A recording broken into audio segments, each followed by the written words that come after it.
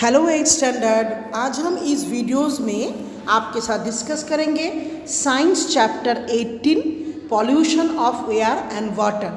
आज का हमारा टॉपिक है हवा और पानी के प्रदूषण के बारे में।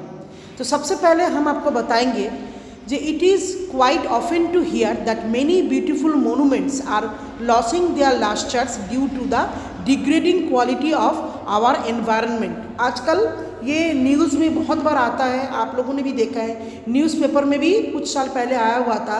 जो आगरा का जो ताजमहल है उसकी जो ओरिजिनल कलर है वो धीरे धीरे ख़राब होते हुए जा रहा है। मतलब उसका कलर जो है पहले के जैसा उतना वाइट नहीं है, काफ़ी ब्लर हो चुका है। तो इसके पीछे कारण क्या है? एनवायरनमेंट का क्वालिटी दिन ब दिन जो है गिरता हुआ जा रहा है। Generally, we hear saying our elder that today's environment is not as it was in their times. अक्सर ये बातें आपको अपने बड़े बुजुर्ग से सुनाई देते होंगे जो अब आजकल जो है पहले के जैसा वातावरण नहीं है। तो इससे पहले भी प्रीवियस क्लासेस में मैंने आप लोगों को एयर एंड वाटर की इम्पोर्टेंस और उसकी essential sources for the survival, मतलब कहाँ से लिविंग ऑर्गेनिजम्स के सर्वाइव करने के लिए ये एसेंशियल इम्पॉर्टेंट थिंग सब्सटेंसेस की सोर्सेस कहाँ से हैं, ये भी हमने आपसे डिस्कस किया था। अब हम आपसे डिस्कस करेंगे इस चैप्टर्स में। We will try to learn about harmful changes taking place, किस तरह से वो जो है हार्मफुल नुकसानदायक बनता हुआ जा रहा है इस तरह के natural resource and their consequence. तो सबसे पहले आज का हमारा पहला टॉपिक है एयर पॉल्यूशन यानी कि वायु प्रदूषण। अब हम सब एयर पॉल्यूशन को लेकर डिस्कस करने से पहले हम जानेंगे what is the importance of air की क्या इम्पोर्टेंस है। ये देखा जाता है कि सर्वाइव करने के लिए हम कुछ दिन तक खाना नहीं खाते हैं तो भी जिंदा रह सकते हैं, but we can not survive ever for a few minute without air. लेकिन हवा के बगैर हम कुछ मिनट तक भी रह नहीं सकते हैं। वाई? क्यों?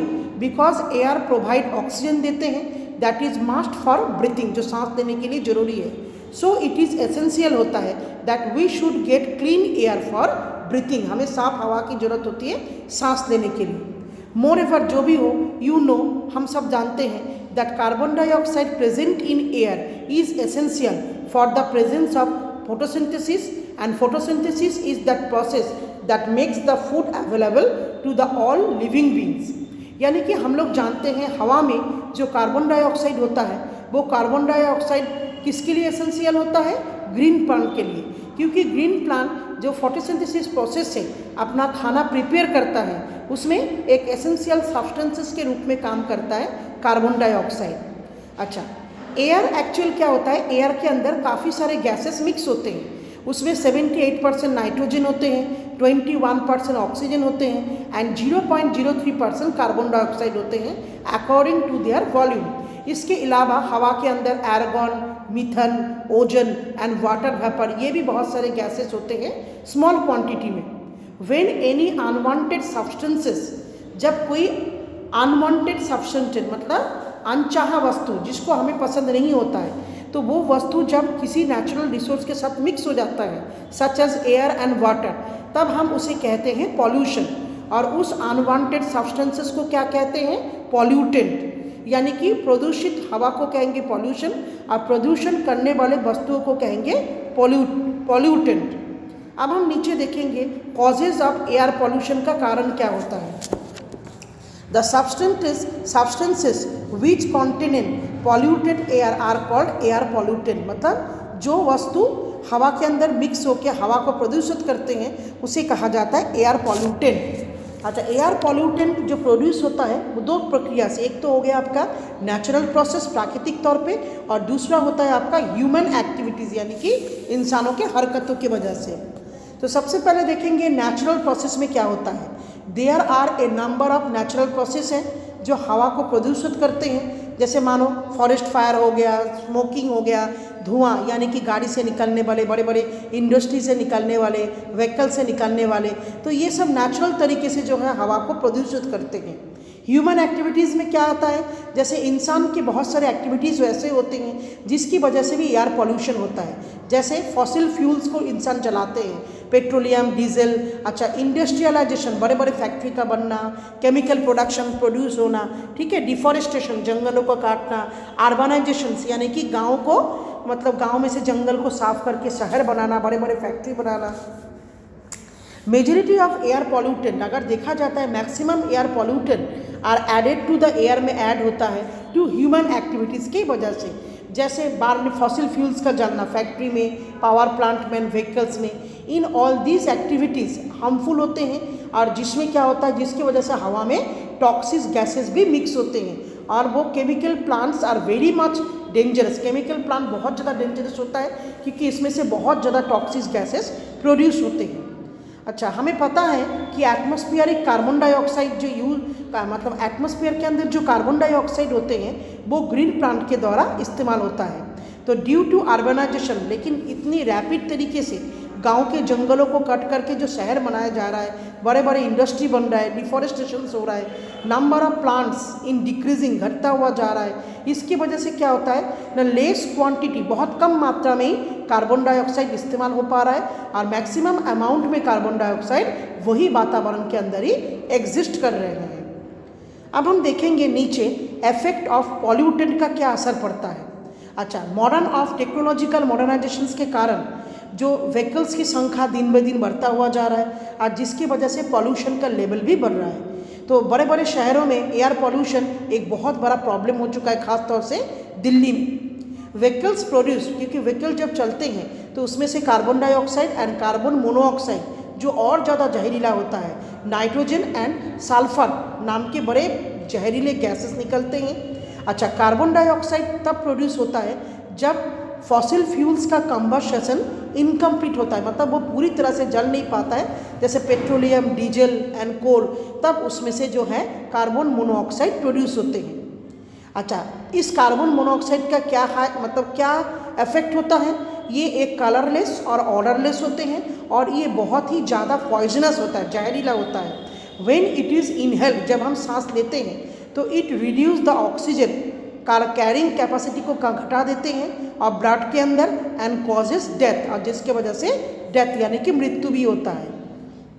अच्छा, स्मोक, विंटर में क्या होता है, देखो सर्दियों में बड़े बड़े शहरों में हमें मोटा लेयर, मतलब काफ़ी थिक लेयर ऑफ फॉग दिखाई देता है। एक्चुअल इसको कहा जाता है स्मोक। असल में क्या होता है, अब बड़े बड़े शहरों में पॉल्यूशन के कारण जब स्मोक एक तरह का कॉम्बिनेशन होता है, धुआं, यानी कि जो भी हमारे हवा में धुआं होते हैं वो छोटे छोटे ड्रॉपलेट्स ऑफ द फॉग के ड्रॉपलेट के साथ मिक्स हो जाते हैं और एक पॉइजनियस गैस प्रोड्यूस बनाते हैं और जो चारों तरफ एक मोटा सा फॉग बन के छाया हुआ रहता है। तो स्मोक प्लस फॉग, इनको मिला के क्या बनता है, स्मोक। अब हम नीचे देखेंगे harmful effect of smoke. In smoke का सबसे बुरा असर क्या होता है।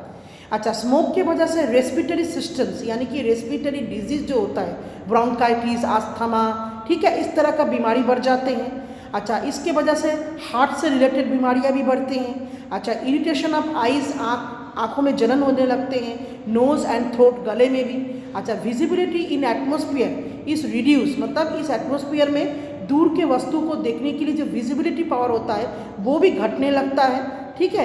And air and road traffic में भी बहुत ज़्यादा मुश्किलें होते हैं, एक्सीडेंट की होने की चांसेस रहते हैं।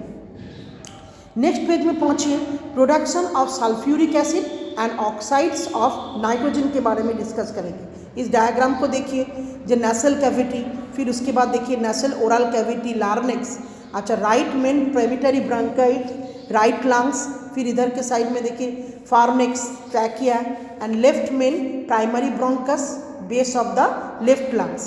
देखिए जो भी ऑक्साइड प्रोड्यूस होता है as a result of fossil fuels के कंबशन की वजह से, जैसे कि diesel, petrol, petroleum refineries and burning of coal के इन पावर प्लांट में, तो इसके हार्मफुल इफेक्ट क्या होता है, देखो it causes problem related to respiratory organs के रिलेटेड प्रॉब्लम्स होते हैं, काफ होते हैं, ब्रीथ लेने में दिक्कत होते हैं, ठीक है, वाइन पाइप में काफ़ी सारा कफ जम जाता है और आँखों में भी इरिटेशन होते हैं। अच्छा, harmful effect of nitrogen dioxide के नुकसानदायक असर क्या होता है, इट ऑल्सो कॉजेज काफिंग, खांसी होते हैं, bronchial constriction, wheezing and irritation होता है रेस्पिरेटरी सिस्टम्स में। अब हम देखेंगे CFCS इसका फुल फॉर्म होता है क्लोरोफ्लोरोकार्बन्स। ये एक इसको फ्रेयॉन्स भी कहा जाता है।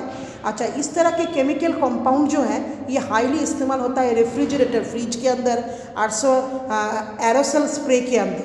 दे are also used as blowing agent के तौर पे भी इस्तेमाल होता है, प्लास्टिक के फोम।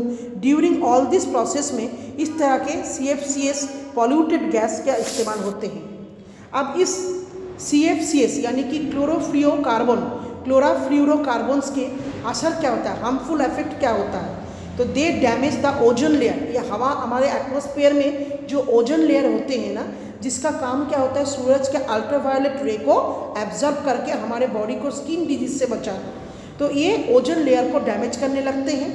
और जैसे कि मैंने अभी बोला ओजोन लेयर की इंपॉर्टेंस क्या होता है, तो ozone layer present at A height in the atmosphere, मतलब एटमॉस्फेयर के उस हाइट में ओजोन लेयर होते हैं जिसमें वो प्रिवेंट करते हैं हार्मफुल अल्ट्रावायलेट रे को एटमॉस्फेयर तक पहुंचने के लिए, धरती तक पहुंचने के लिए रोकते हैं। अल्ट्रावायलेट रे जब धरती तक पहुंचते हैं तो उस वजह से क्या होता है, स्किन कैंसर होते हैं। नाउअडेज, आज के देश में some other compounds are being used, और भी अच्छा क्लोरोफ्लोरोकार्बन के जगह पे और भी बहुत सारे कंपाउंड्स का इस्तेमाल होते हैं एंड डैमेज कर रहा है ओजोन लेयर को धीरे धीरे। In addition to the above mention gases के वजह से particles polluted such as the lead particles होते हैं, carbon particles, as etcetera are also release होता है एटमॉस्फेयर में, और ये बहुत ज़्यादा नुकसानदायक होता है लिविंग बीइंग के लिए। तो बच्चे, इसके साथ जो इस वीडियोस को मैं यहीं पे स्टॉप कर रही हूँ, बट ये चैप्टर मेरा कंप्लीट नहीं हुआ है। नेक्स्ट पार्ट में, मतलब इसके नेक्स्ट वीडियोस में चैप्टर्स के कुछ और न्यू कंटेंट को लेके हम आपसे डिस्कस करेंगे। Thank you students.